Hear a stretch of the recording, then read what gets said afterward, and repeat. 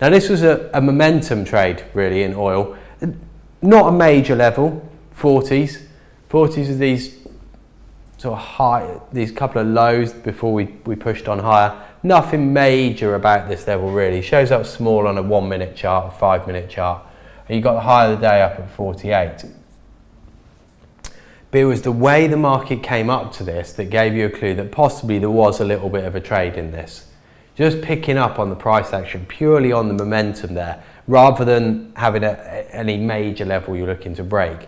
It was this build up in delta, volume picking up marginally, and this push, you could see the pace of the market increase.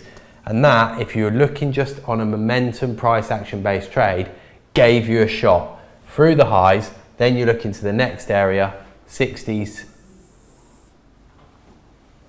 which is your next area to be targeting, and then potentially as far up as 95.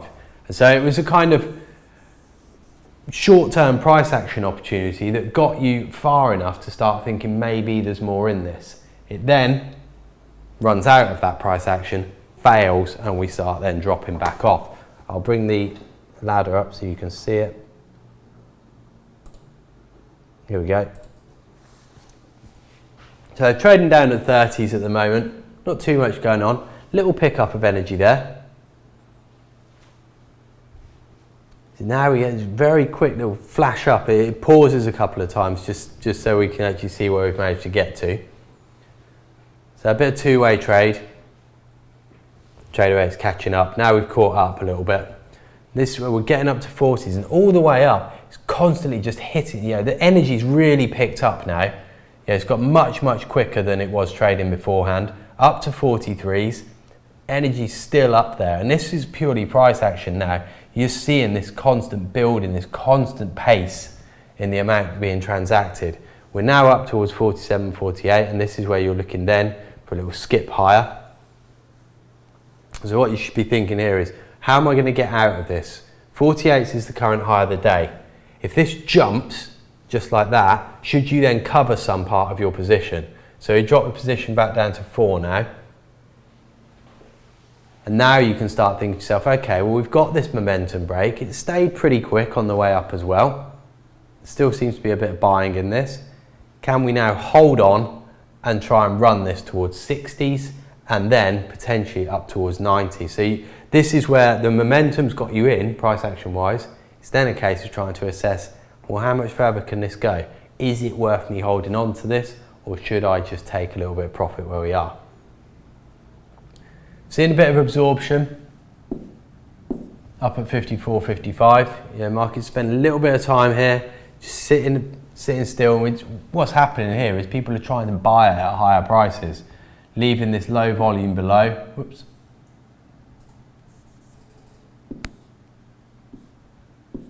Low volume below down at 90s, well, and that 48s, which is the previous high.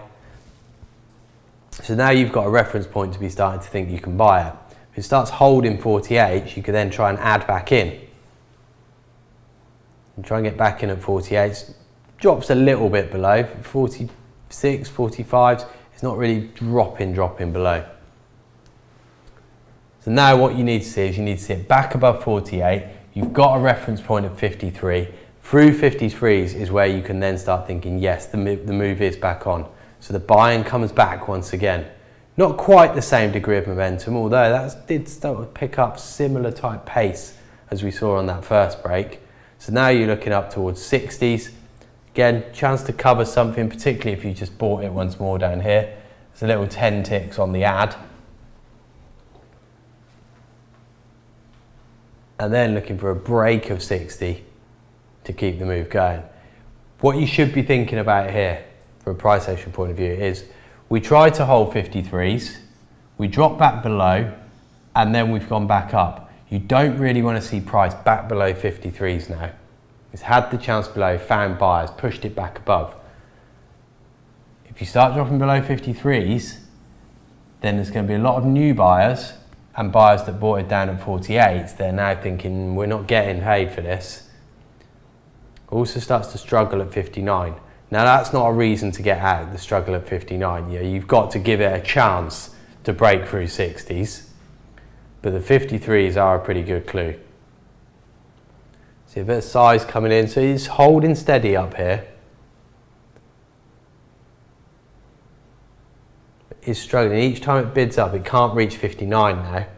Just traded 58s. Now we're struggling to trade 57s. 56 comes offered. So what's happening is each time it pushes, it's struggling to get higher.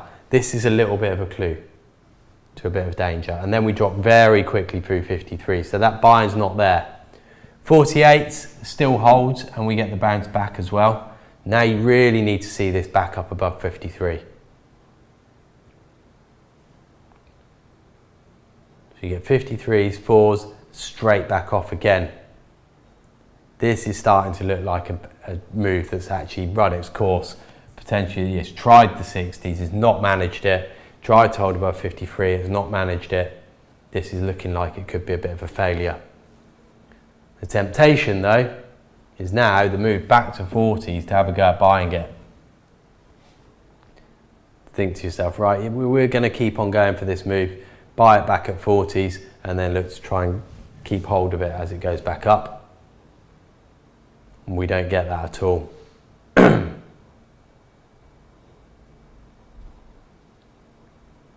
Just waiting for it to catch up. There we go, we're trading 46s now.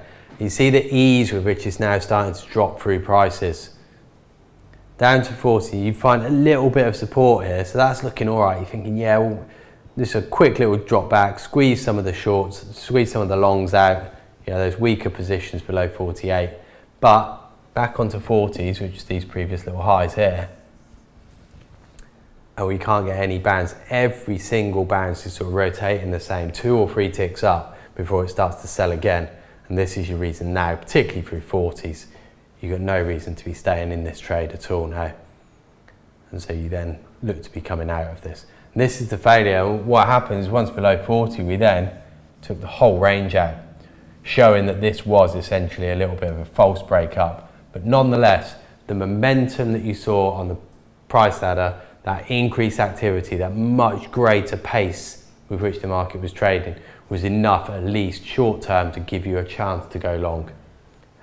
And by assessing the levels coming up at those 60s, you had the possibility of being in, ready before a much larger move.